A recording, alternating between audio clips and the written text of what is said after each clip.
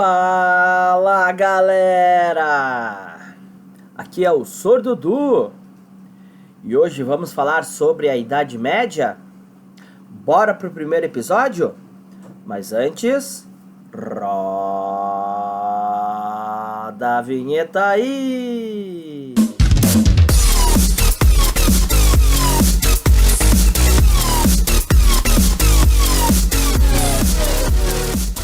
Vamos ao nosso videocast então. Idade Média ou Idade das Trevas. Foi um período que teve duração de pelo menos 10 séculos, cerca de 1000 anos. Começa em 476 com a desintegração do Império Romano e chega ao fim com a tomada de Constantinopla pelos turcos otomanos e com mudanças importantes a nível cultural, político e econômico, em especial na Europa Ocidental. Esse período se caracterizou pela forte influência da Igreja, pelo predomínio da vida rural, descentralização do poder.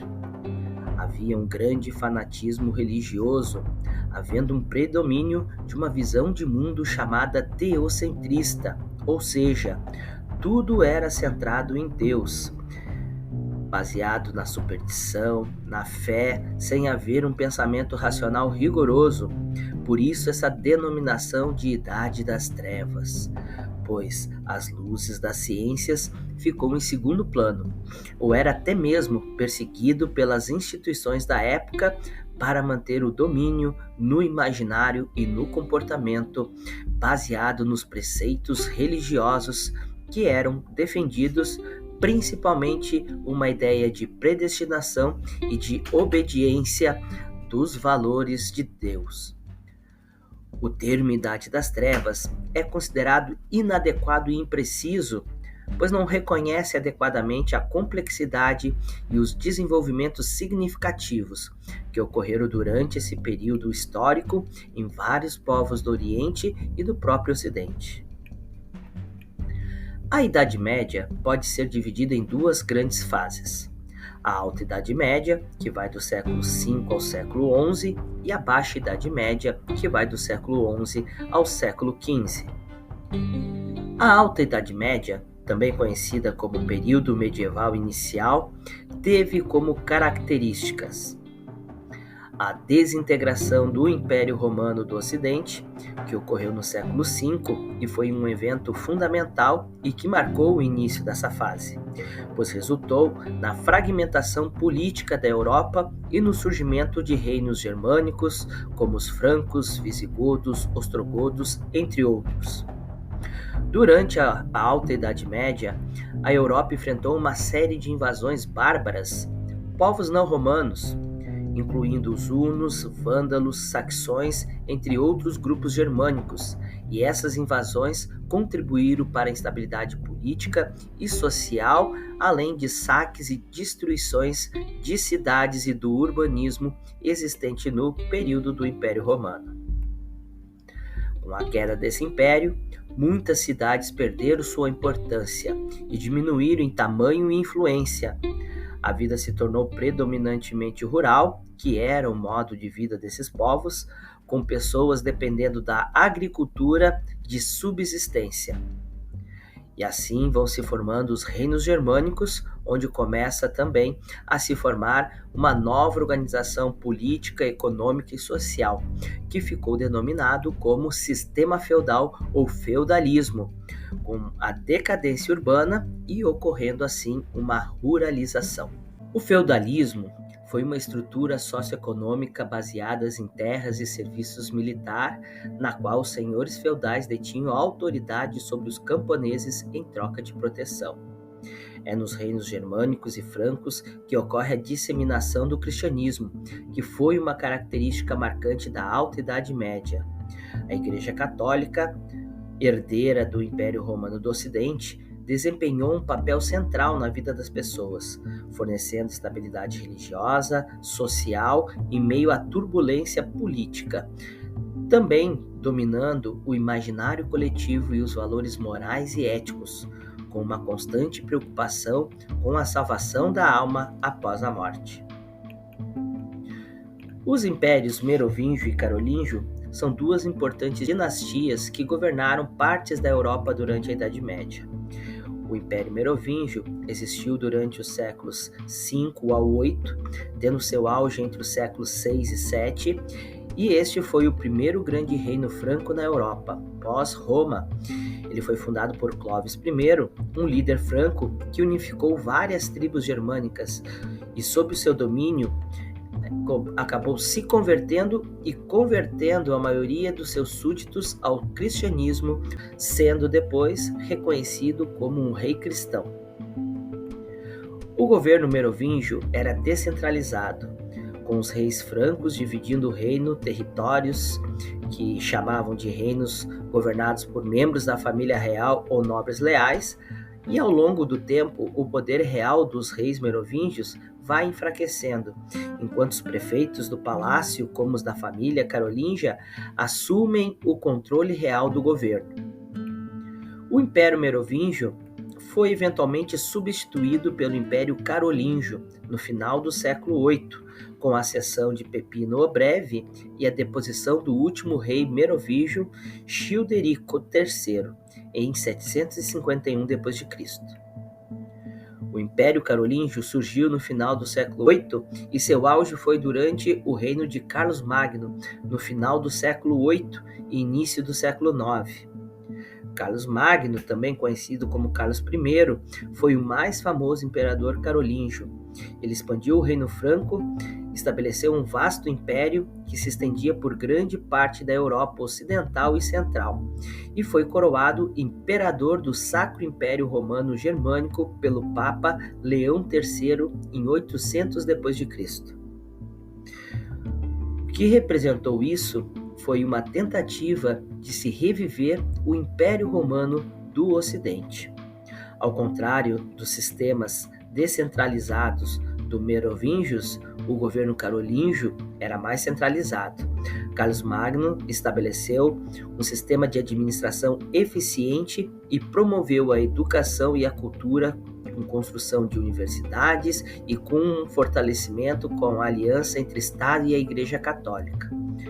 Durante o reino de Carlos Magno, ocorreu um renascimento cultural conhecido como Renascimento Carolíngio, o ressurgimento do aprendizado com a fundação de escolas e preservação de textos clássicos e a promoção da arte e arquitetura como forte influência na tradição romana e nas influências também bizantinas. A arte carolíngia foi humana, realista, figurativa e monumental. Após a morte de Carlos Magno, o império enfrentou dificuldades para manter sua unidade e acabou sendo dividido entre seus netos de acordo com o Tratado de Verdun em 843 d.C., marcando o início do período da fragmentação do império e fortalecendo o sistema feudal.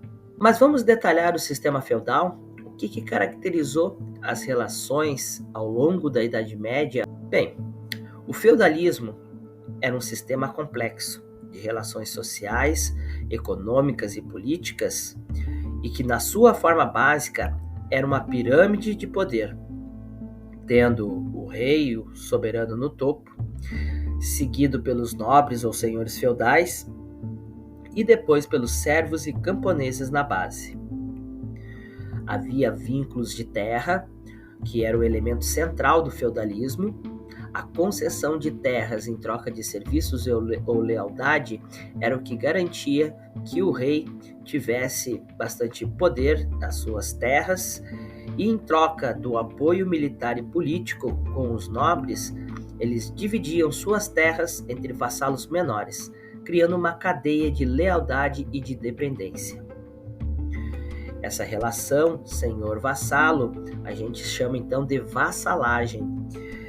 Então, essa relação fundamental no feudalismo se caracterizava por um homem livre que jurava lealdade e serviço militar a um senhor, em troca de concessão de terras, feudo e proteção.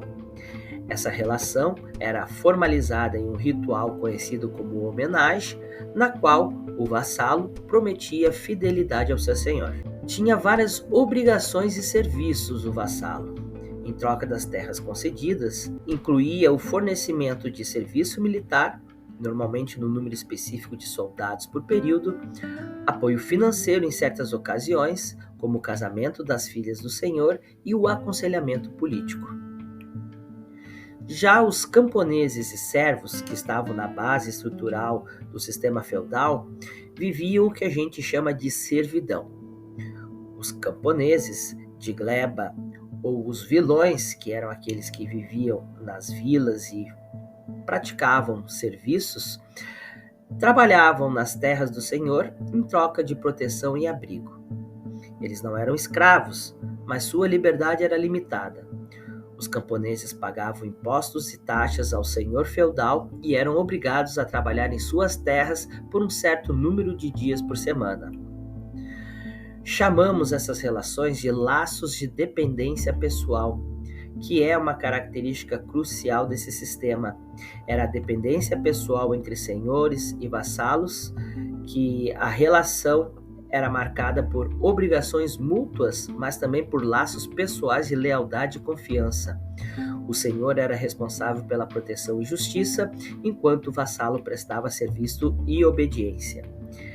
Em relação à dependência pessoal e estruturas do feudalismo, moldaram profundamente a sociedade medieval, criando uma rede complexa de obrigações e lealdades que definiam as interações entre os estratos sociais. As obrigações e impostos feudais eram uma parte essencial do sistema feudal durante a Idade Média.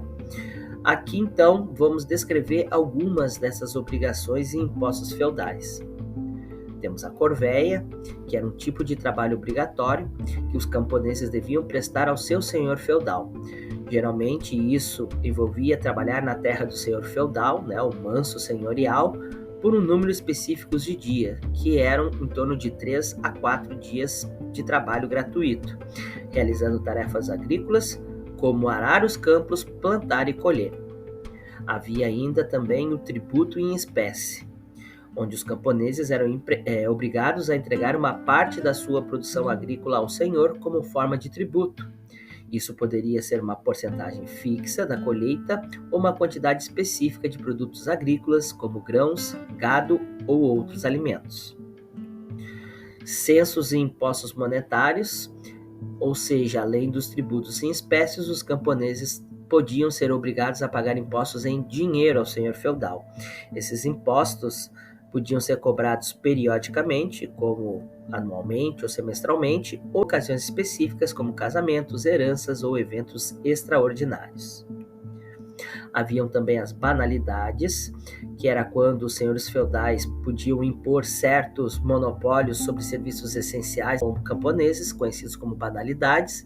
Isso incluía, por exemplo, o direito exclusivo de moagem de grãos nos moinhos do senhor, o uso de fornos para assar o pão, o direito de exploração de florestas para a lenha, para a caça, poços para coletar água, entre outras coisas. Havia ainda as taxas judiciais e direito de justiça, onde os senhores feudais muitas vezes detinham autoridade judicial sobre as terras em que têm domínio. Como resultado, eles podiam cobrar taxas judiciais dos camponeses que buscavam resolver disputas legais. Por fim, temos o serviço militar. Além das obrigações então econômicas, principalmente os vassalos, os nobres, também tinham o dever de prestar serviço militar ao seu senhor quando convocados.